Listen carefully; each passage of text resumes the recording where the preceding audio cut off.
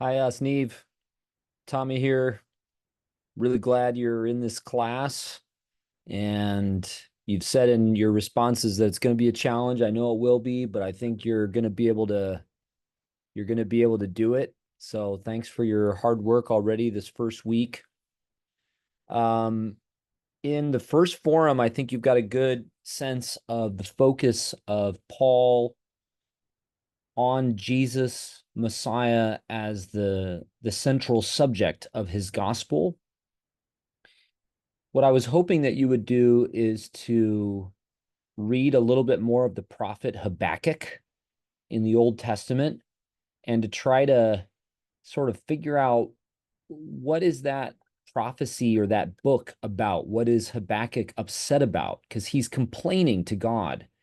And that's the context in which this really powerful phrase that the just by faith will live is presented in Habakkuk. So if you can, try to read that short book of the Old Testament and then come back to this paragraph in Paul's letter and try to find out or try to figure out how the context of Habakkuk might help you understand what Paul is saying with this phrase from Habakkuk here in Romans.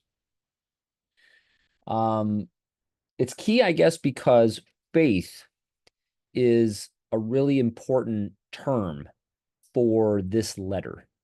And I think that Paul is drawing a sense of what faith is from Habakkuk. It is a marriage, you might say, between the faith of God and the faith of the human. And this marriage is embodied in Jesus and then shared with all kinds of human beings. And the power of it is that it opens human beings to God and to one another, enables them to be hospitable, welcoming, to love others as God has loved them in Christ. So that's kind of what's at stake there for Forum 1. Here in Forum 2, you got some good stuff on Jakob Taubes. Thanks for trying to work through that challenging reading. And I think you're right, a little bit of biography can help us understand what he is saying. I think what I wanted to say by way of response is what you pick up on at the end, and that is that the different social divisions that Paul uses in Romans are particular. You know, they're not just really generic, sloppy ways of talking about people. They're ways that, especially Jewish people, talk about the makeup of the world. And they're also the way that Greek speaking people talk about the way makeup of the world. And Paul is one of those Jewish people who speaks Greek. So he's kind of a hybrid person himself. One thing I wanted to emphasize, this is really important, I think, and that is that Romans, as Paul explains here at the beginning, and he'll repeat later in the letter, is written to non-Jewish people.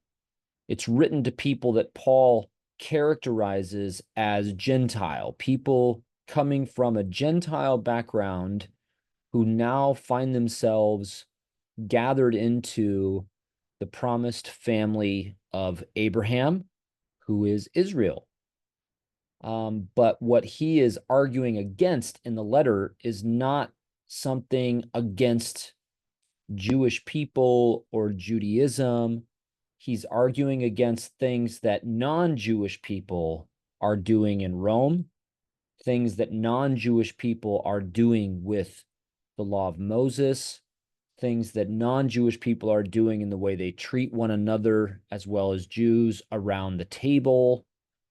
So just want to emphasize that the audience of the letter, as Paul presents it, is non-Jewish. So we'll keep that in mind to try to make sense of what Paul is sort of arguing against. Hope that's helpful.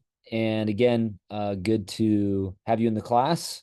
And after this week, where I'm responding to you this way by video, I hope starting next week we'll be able to just talk in person on Fridays about questions you have or things you're thinking as you're studying Romans. Welcome to the course.